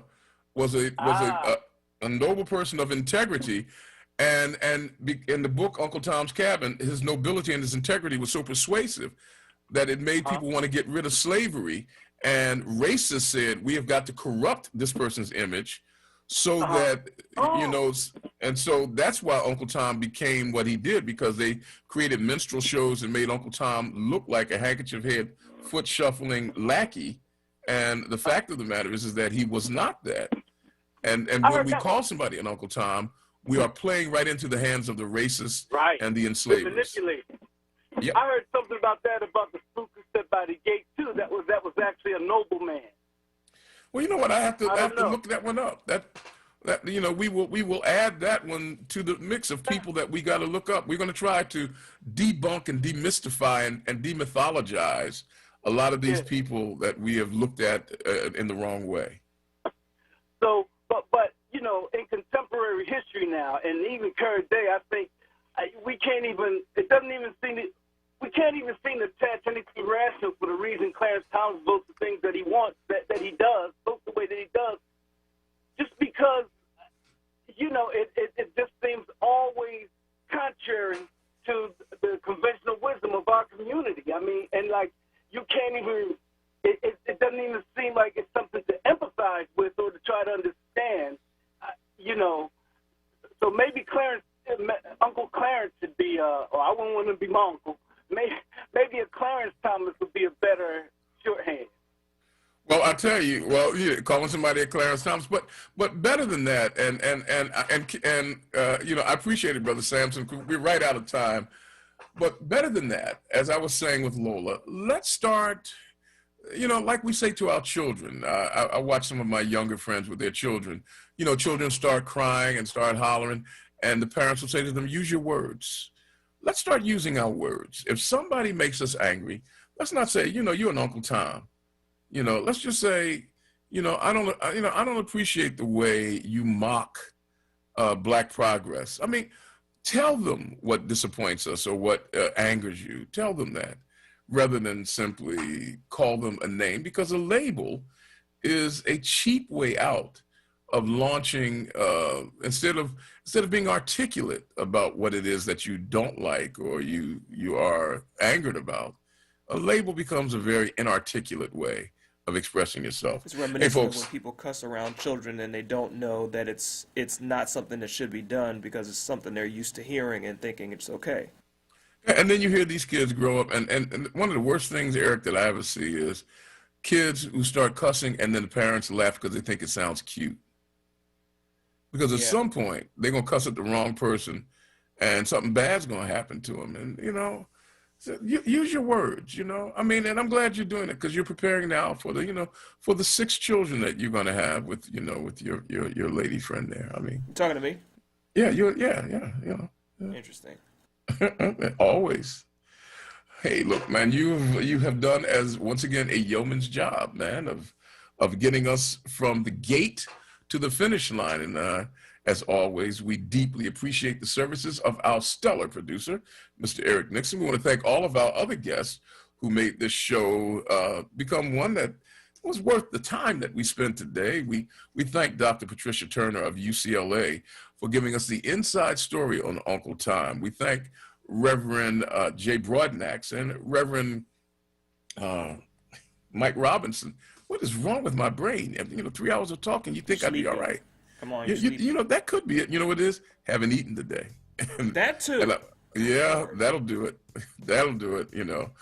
And the entire WURD broadcast family, including, of course, the man, the myth, the legend himself, Mr. Eric Nixon. I'm Nick Taliaferro, wishing you a great day today, a better day tomorrow. Stay tuned for an archived edition of Sincerely Sarita, and I'll see you again right here on the radio. Take care, everybody.